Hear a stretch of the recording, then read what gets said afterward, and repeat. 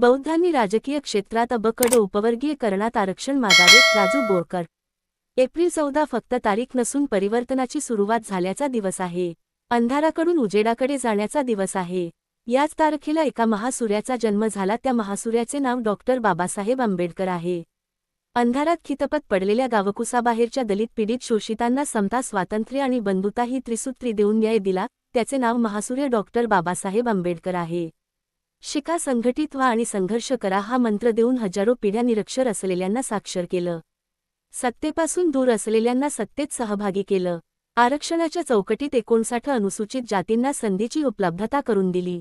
पण आज तेच आरक्षण एससी मधील मांग, चांभार इत्यादी जातींनी ब-ड अशा उपवर्गीकरणात विभागून देण्याची मागणी केली. आज त्या मागणीने जोर धरला आहे.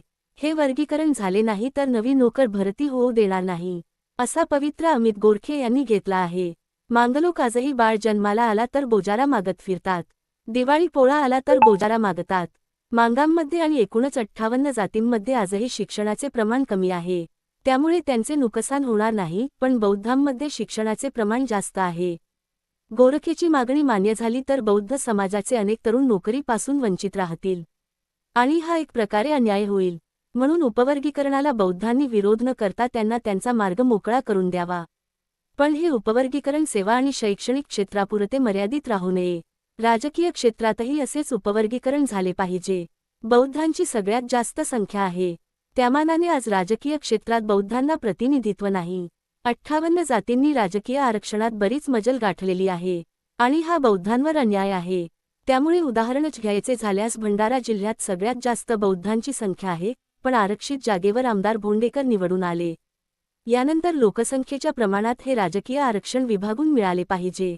राजकीय आरक्षणासाठी आता बौद्धांनी कंबर कसली पाहिजे. त्यामुळे विधान परिषद, विधानसभा, राज्यसभा आणि स्थानिक स्वराज्य संस्थांमध्ये बौद्धांना सगळ्यात मोठा वाटा मिळेल. आता बौद्धांनी राजकीय क्षेत्रात उपवर्गीकरण झाले पाहिजे आणि बौद्धांवर झालेला अन्याय संपवला पाहिजे. बौद्धांच्या भडकवलेल्या 58 जातींच्या जागा परत मिळाल्या पाहिजे. यासाठी बौद्धांनी धरणे, उपोषण, आंदोलन आणि निवेदने असे सत्र चालू केले पाहिजे.